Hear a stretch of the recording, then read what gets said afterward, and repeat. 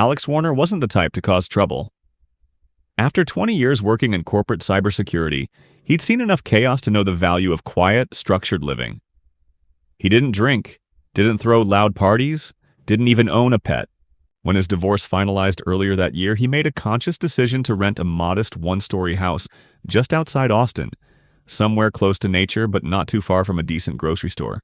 The house stood in a tight-knit suburban community that advertised itself as responsible, friendly, and safe. That was all Alex wanted: safety, quiet, and a place where nobody knew his name. The third week after moving in, a heat wave swept through the county. He parked his SUV under the only available patch of shade near a small, unused garden lot by the community pavilion.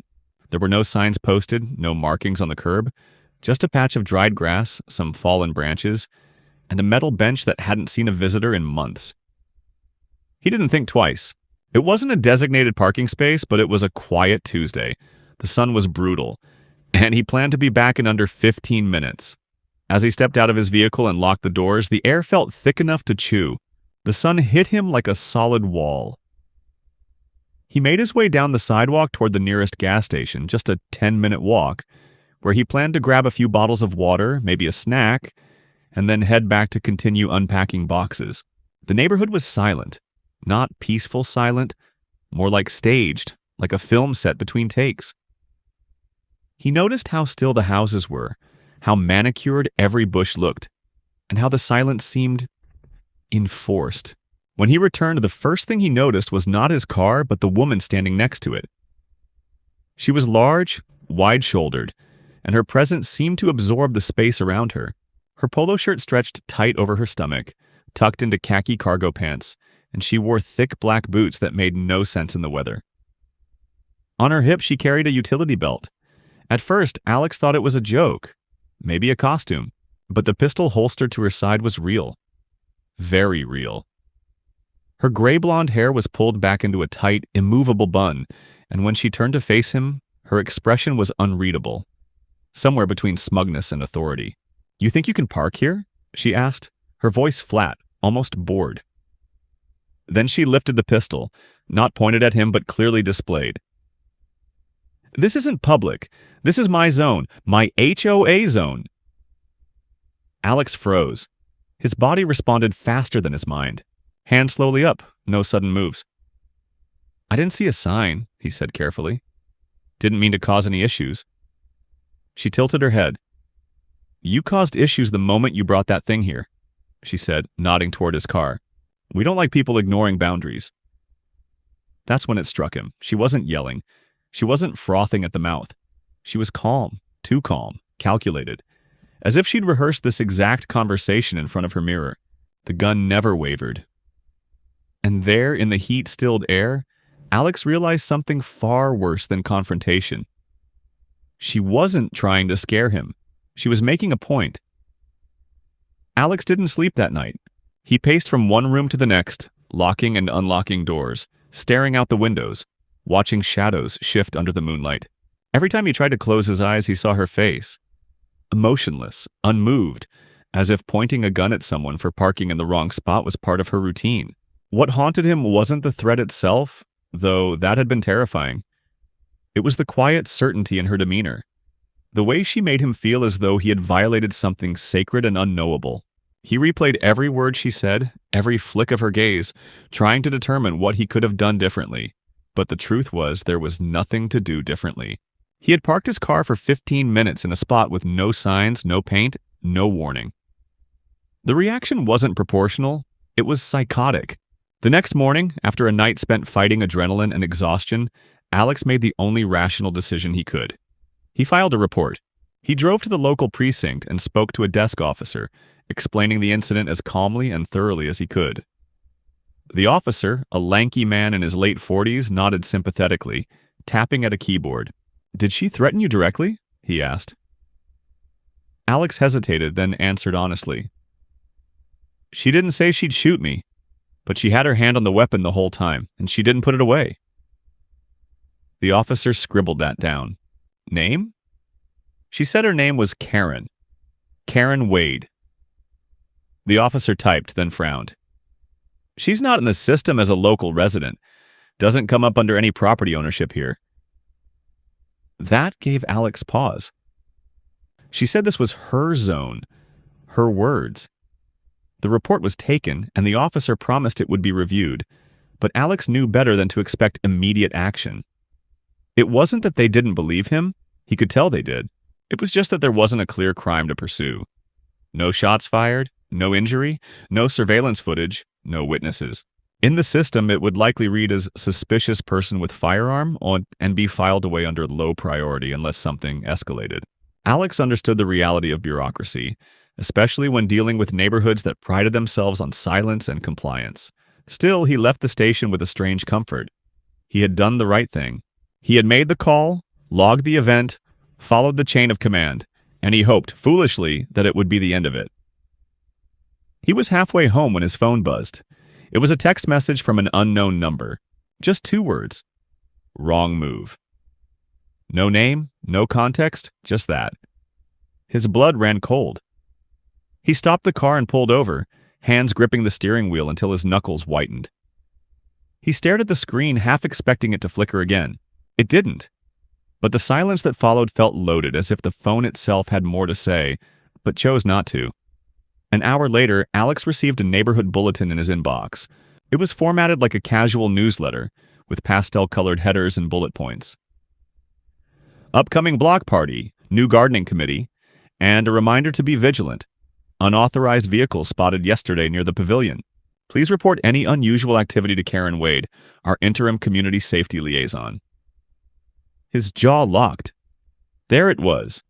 Not only did she exist, but she was embedded, legitimized. No official title, no elected role, just inserted into the system like a patch file. And now she was collecting reports. Alex wanted to forward the email to the officer he'd spoken to, but he hesitated. He knew how it would look. A newsletter wasn't evidence. And if she was entrenched in the local communication loop, that meant someone had either created her position or let her create it herself. That night, he parked 2 streets away from his house, under a street lamp. He checked the windows and locks again. Nothing unusual, no messages, no one watching. But just before dawn, when the sky was beginning to pale and he thought maybe he had overreacted, he stepped outside to get the paper and found something stuck under the wiper blade of his SUV. It was a laminated tag.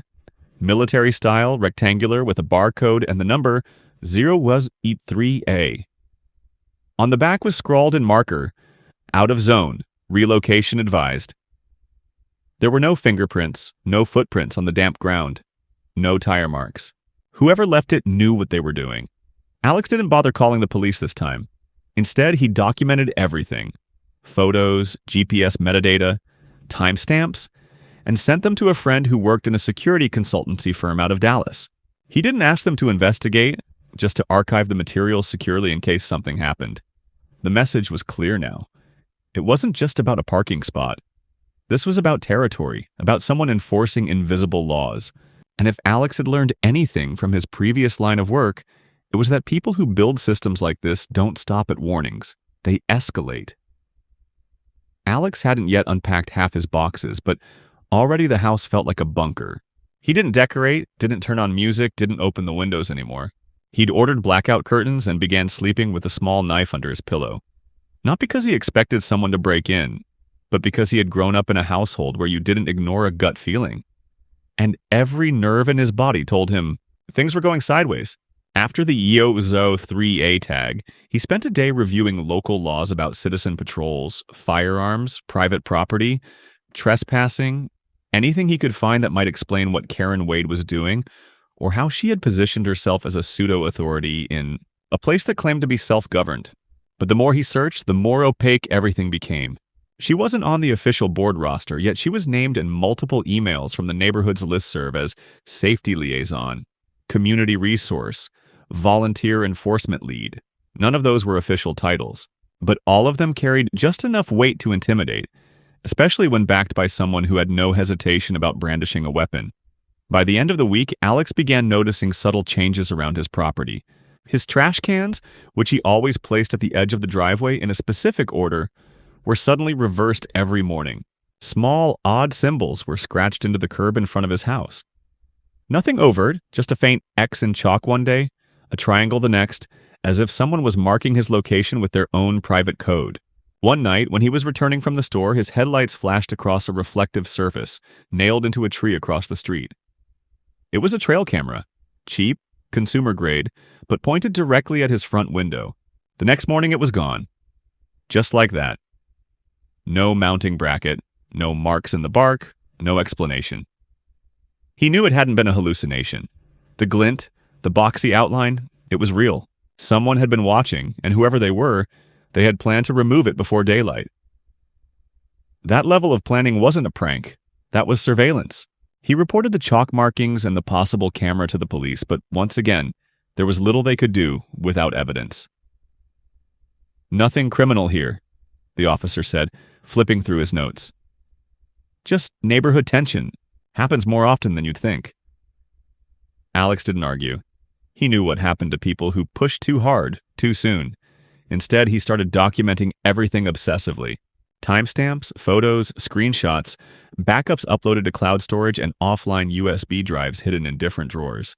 Not because he thought he'd need them, but because people like Karen, people who operated without structure, outside of the law yet shielded by its gaps, thrived in silence. They relied on no one noticing, no one remembering the little things. So Alex became his own recorder, even if he never planned to use the information. The escalation came 3 nights later. At 2:14 a.m., Alex was awoken by the unmistakable sound of gravel, shifting under tires just outside his window. He moved silently, slipping from bed, taking the knife from beneath his pillow more for the feeling of control than any practical defense. Peering through the slats in the curtain, he saw a dark sedan parked just beyond the reach of the street lamp. The lights were off, engine still running. He waited. 1 minute. 2. A figure stepped out. It was hard to see clearly, but the posture, the silhouette, it looked like Karen. She moved slowly as if checking the surrounding houses, then approached his driveway. Alex's heartbeat accelerated as he watched her pause near the curb, bend down and place something just beneath his mailbox. She didn't look toward the house once. When she returned to the car, it rolled away without headlights, disappearing down the street like a shadow absorbed by the night. At dawn, Alex stepped outside and found a plastic bag weighted with rocks. Inside was a laminated flyer, not mass-printed but individually typed, black text on white. It read, "Zone stability depends on respect. Compliance avoids correction. Final notice." On the back there was a printed image, a close-up photo of his front door taken from a low angle at night. The timestamp at the bottom was from 2 nights ago. The implications were obvious and deeply personal. This wasn't about the car anymore. It wasn't even about rules. This was about submission, about dominance. She wanted him to acknowledge her territory, not legally, but behaviorally, to act like someone under control. Alex didn't sleep the next night. Instead, he drove out of town at midnight, booked a room under a different name, and spent the next morning consulting with a private attorney in a neighboring city. He didn't want to involve police again unless absolutely necessary. What he needed now was strategy, not sympathy. The attorney, a woman named Carla Dugan, with a background in both criminal law and neighborhood civil disputes, listened without interruption as Alex laid out everything: photos, messages, timeline, behavior patterns. When he finished, she leaned back in her chair and said, "This is classic neighborhood territorialism, but it's evolved. This isn't an unstable woman with a grudge. This is someone who's testing the limits of informal power. And if she's gotten this far without pushback, she's probably done it before." Carla advised him to file a no-contact order immediately, not just with local police, but as a legal motion to begin establishing a pattern. That same day, they filed paperwork to subpoena neighborhood communications, internal emails, meeting minutes, volunteer registries, anything that could prove Karen had been granted false authority or had falsely claimed it herself. Alex returned home that night, not feeling safer, but equipped with a plan. He wasn't going to play defense anymore. And if Karen had decided to make him her target, then she was going to discover what happened when someone well-prepared refused to be intimidated. He just didn't know how far she was willing to go to maintain the illusion of control. The following week unfolded like a slow-motion game of chess, except Alex didn't know how many pieces were on the board or how many moves had already been played. Carla's legal motion for a no-contact order had been accepted by the local court. which didn't grant protection outright but initiated a process requiring both parties to be formally contacted and a hearing scheduled. It was a start, but not a shield. Alex began keeping a printed copy of the motion inside his glove box, just in case he ever needed to show it quickly. Meanwhile, Carla worked on pulling records from the neighborhood's internal communications. Within 2 days, she obtained a partial cache of emails through a secondary legal maneuver, technically a request to a third-party hosting provider used by the neighborhood groups board. It wasn't full access, but it was enough. In those messages, Karen Wade's name appeared over a dozen times, mostly in reference to incident reporting, unauthorized activity, and one particularly unsettling email chain marked with the subject line, containment discussion. Alex read through them with growing unease. One message, dated just 3 weeks before his arrival, described a resident who had consistently refused to adhere to perimeter protocol and suggested temporary physical reinforcement of behavioral standards. The language was bureaucratic, cold, but vaguely militaristic, as if someone had translated neighborhood complaints into security briefings. Most chilling of all was how Karen's name floated through the messages without attribution. She wasn't signing anything. She wasn't on the board. She was mentioned as a contact, a recipient, a coordinator. Never directly responsible, always in the shadows. Carla flagged it as crucial. She's inserted herself into the ecosystem without formal authority. That's dangerous because it means people are listening to her by habit, not by law. And when you strip away accountability, all that's left is influence, which means she can escalate without anyone standing in her way. Until someone like you does.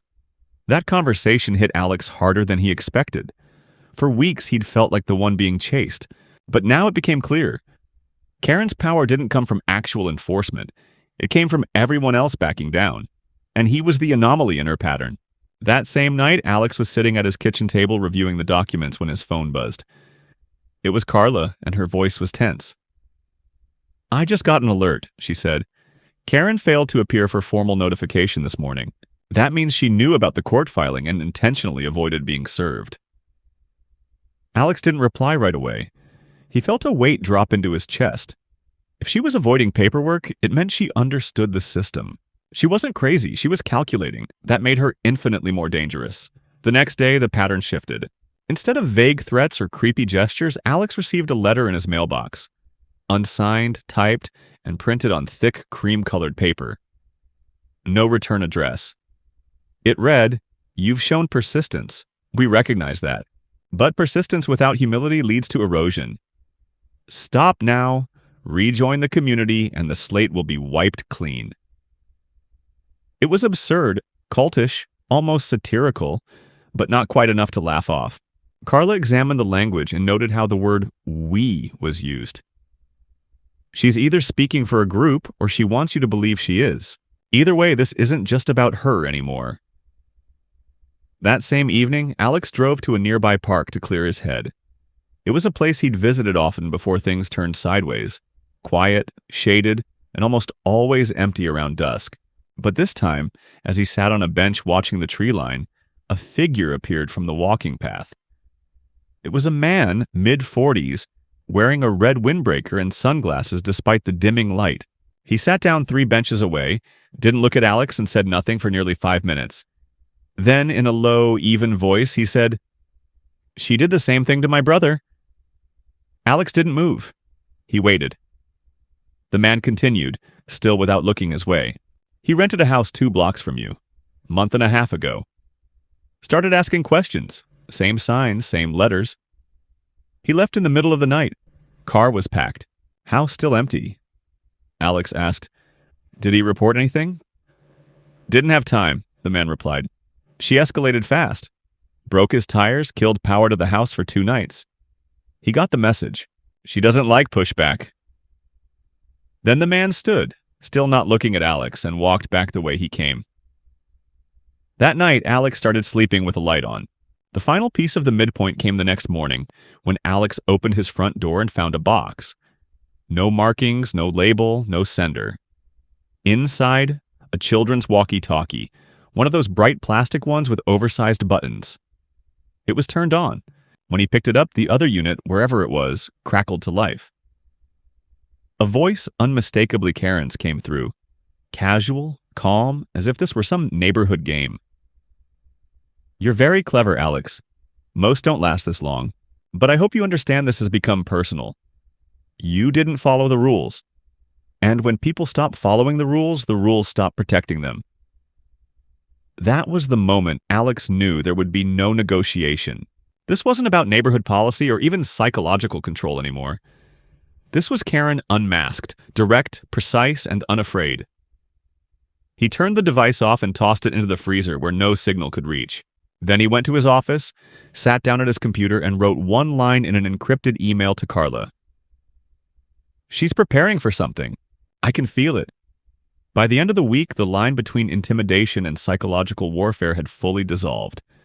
What began as veiled threats and silent warnings had now become coordinated disruptions, methodical in timing and execution. Alex began noticing that packages he never ordered arrived daily.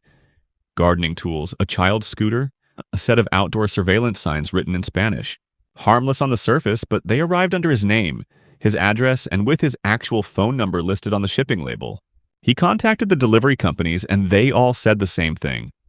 Someone had placed the orders from an IP address that was geolocated to his neighborhood. None of them required payment. All were trial-based or promotional, and none of them could be traced back to a verified account. The message was clear. His identity was being used as a weapon, not to defraud him, but to rattle him, to show him how easily he could be turned into an administrative ghost, a paper puppet whose life could be edited at will. The next blow was less subtle. Early Saturday morning, he awoke to the dull hum of a utility truck. He hadn't requested any service, but there it was.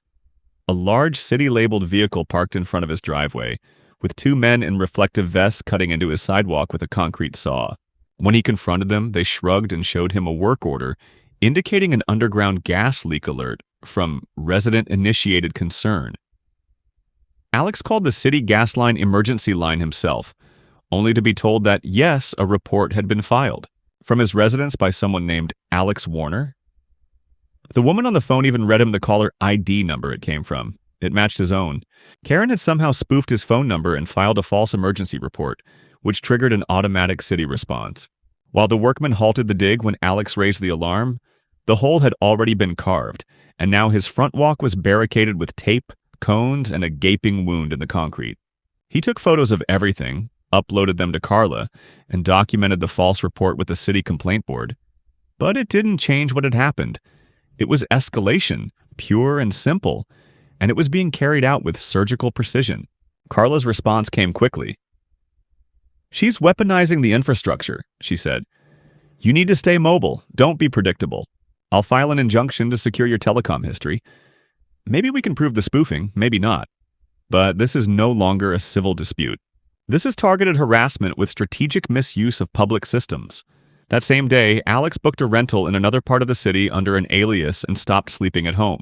He'd return only during daylight, only with someone else aware of his location, and only to retrieve essentials or check for evidence. Still, it didn't stop Karen. 2 days later, the lock on his front door had been replaced. Not broken, not picked. Replaced. The key he carried no longer worked. There were no signs of forced entry. Just a new keypad lock installed with perfect alignment. A brushed metal face with a black code panel that blinked red whenever he tried to access it.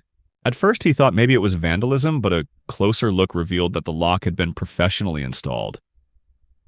He didn't call the police immediately. Instead, he stood there on the porch, the sun beating down on the back of his neck, and realized something far more chilling. She was trying to erase his access. Not just his security, but his presence. She was converting the space around him, bit by bit, into something no longer his.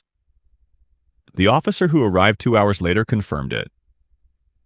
"There's no record of a work order filed for this address. This isn't standard property damage. Whoever did this brought their own hardware and walked away clean." He paused, looking at Alex. "You got any enemies?" Alex almost laughed. Instead, he just handed over the USB stick with the images, the audio clips, the flyer, the delivery confirmations, and the emails. The officer promised to escalate it to a detective, but Alex could already hear the doubt in his voice. The quiet resignation that came when the lines of legality blurred just enough to make enforcement inconvenient. The final breaking point came not from a knock at the door, or a phone call, or a note, but from a drone. It arrived at dusk. No buzz, no warning. A small commercial-grade quadcopter hovered outside the window of his temporary rental for a full minute, before turning slowly and drifting away over the rooftops. On its underbelly, fixed with black tape, was a reflective panel with a message etched into it in thick white ink. Relocation insufficient. Presence detected. The next morning, a maintenance worker found a portable radio device on the back patio of the rental, buried slightly under loose gravel. It had been playing a looped recording at low volume for hours. Just 4 words, repeated endlessly. "You don't belong here." Carla didn't sugarcoat it anymore. This is beyond civilian conflict. She's running this like a campaign. You need physical security. Now. I'll call someone I trust. That afternoon, a private security expert, someone Carla had worked with during a high-risk corporate defamation case, installed counter-surveillance devices around the perimeter of the rental. Within hours, they detected intermittent wireless signals emanating from a van parked 3 blocks away, unmarked and seemingly abandoned. It was gone by the time Alex and the security team approached. That night, Alex opened his encrypted server and began writing a log entry, detailing everything that had happened since the day he parked near the old pavilion. Halfway through, he paused and stared at the blinking cursor. There was a question clawing at the edge of his thoughts, one that refused to leave him alone. Why wasn't anyone else stopping her? Why hadn't the board intervened?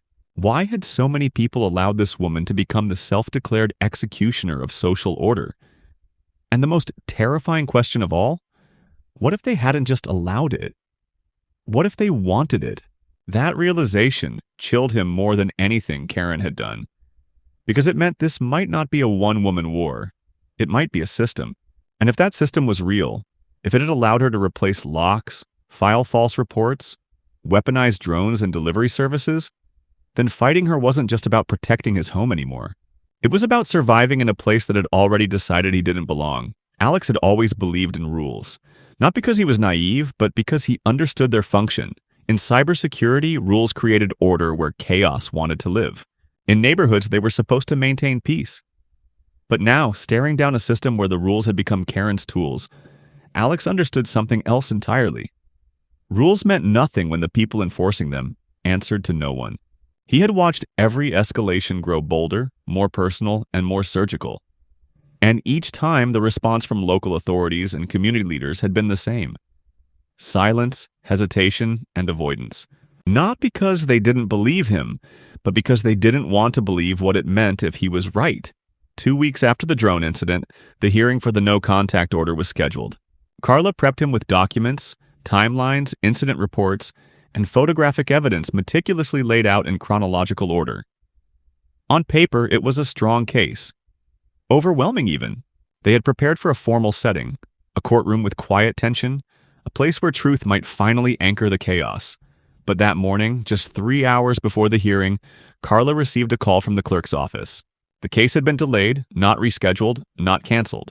Delayed, pending further review. When Carla asked for the reason, the clerk hesitated and said only, "Internal concerns regarding jurisdictional overlaps." The language was vague, administrative, but unmistakably political. Someone had pulled a string. Alex sat in Carla's office listening to the phone call on speaker. He didn't say a word until it ended. Then he looked at her and asked, "She has someone inside, doesn't she?" Carla hesitated, then nodded. Or she has someone scared enough to act like she does. That was the moment something in Alex shifted. Not anger, not panic. Just a cold, solid understanding that whatever came next, he had to act before the system swallowed him whole. That night, he returned to his original house for the first time in nearly a week. He approached it quietly, dressed in dark clothes, carrying nothing but a flashlight, a recording device, and a single crowbar. The security team had cleared the area hours earlier. The street was silent. When he reached the front steps, he saw it. The lock had been removed again, replaced with a key entry version, standard but unfamiliar. He inserted the crowbar beneath the latch, applied slow pressure, and felt the resistance give way with a soft pop. The door creaked open into a home that no longer felt like his. He moved room by room, checking for new wires, surveillance, anything that might indicate she or someone else had entered. In the living room, he found nothing. In the kitchen, the cabinets were rearranged, not dramatically, but subtly. A different order. As if someone had lived there, slept there, treated it as their own. But it was the study where everything coalesced into something unbearable. The desk drawers had been emptied, the contents rearranged in neat rows on the floor. His personal notebooks, papers, banking correspondence, and even one of his childhood photographs, pulled from a storage box he hadn't touched in months, lay out like an autopsy. At the center, on top of a folded copy of his old passport, sat a Polaroid photo. It showed Alex asleep in his bed. The timestamp was from 2 nights ago. That was the tipping point. He called Carla, told her to get the security team back, and then, as he stood in the study, heart thudding, a light swept across the front window. Headlights, a vehicle pulling up. He killed the flashlight, ducked low, and moved silently to the side of the window. He peered through the edge of the blinds, and there she was. Karen. She wasn't wearing her usual neighborhood attire. This time, she wore something closer to tactical gear. Heavy boots, dark slacks, a black jacket with no markings, and gloves. Her hair was pulled back tightly, and in her hand was a small metal case. She wasn't alone. Another figure stepped out behind her, a man Alex didn't recognize, lean, expressionless, with a tablet tucked under his arm. They moved toward the front porch like they owned it. Alex retreated into the hallway, heart hammering, and pulled out his phone to send Carla a single text. "They're here." Then he hit the emergency contact key tied to the private security team and activated the home's internal panic trigger. A silent alarm was sent to 3 local units with fast response clearance. They wouldn't arrive for at least 7 minutes. He had to stall. He stepped into the kitchen, grabbed the metal bar he kept by the back door, and waited.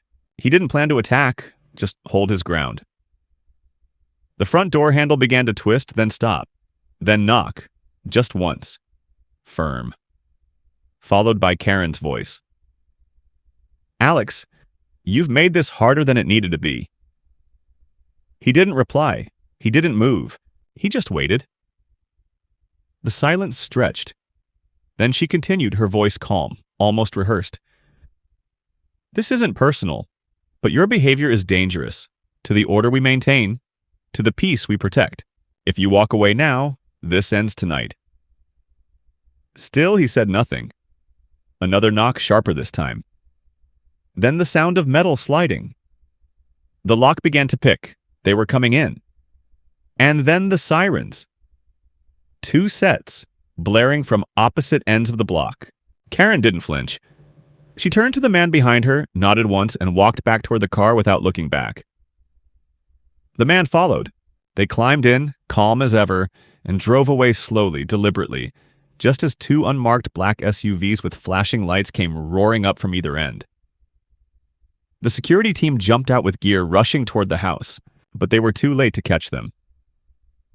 When the agents reached Alex, they found him standing in the living room, holding the Polaroid like evidence from a crime scene.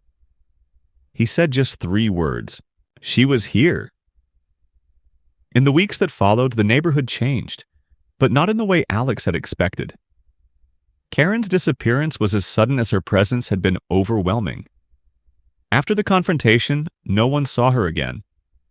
Her name vanished from email threads, her patrol logs were scrubbed clean, and when Carla submitted a formal inquiry into her residency and legal identity, the response was a quiet, bureaucratic shrug. No records available. It was as if she had never existed. The man who had accompanied her that night was also untraceable. No license plates, no facial matches, nothing that could be tied to a registry. Alex watched as the neighborhood responded with silence. No outrage, no gossip, no attempts to explain. People began trimming their hedges more precisely, watering lawns twice as often. Smiles at the mailbox became thinner, shorter. What disturbed him most wasn't the lingering fear, but the return to routine. It was as if the entire community had simply absorbed what happened and decided collectively to pretend it never did. Carla, ever methodical, pursued what she could. She filed complaints, escalated reports to state oversight boards, and pushed for transparency through local journalists, though few were interested. When pressed, one editor admitted off the record that several prior stories on the same neighborhood had been pulled due to influence pressure and resource redirection. Terms that said everything and nothing at once. Alex, meanwhile, moved out, not with a dramatic farewell or final confrontation, but with quiet steps. He left behind the house, the files, and the fragile illusion of control he had tried so hard to preserve. He didn't publish his story. He didn't post warnings online. He sent copies of all the evidence to a secure third-party server under Carla's advisement, marked them with dates, names, and encrypted signatures, and stored the decryption key offline in a place no one would ever expect. Months later, in a different city, he passed a park during a morning walk. Children played by the swings, a man in a bright vest picked up litter, and for a moment, everything looked right. But as he turned a corner, he noticed a notice board. Tidy, laminated, full of local events, and in the corner a small line of text. For security concerns, contact Zone Advisor KW. It was enough, just initials, just a whisper. But it told him all he needed to know. She was still out there, and she hadn't been working alone.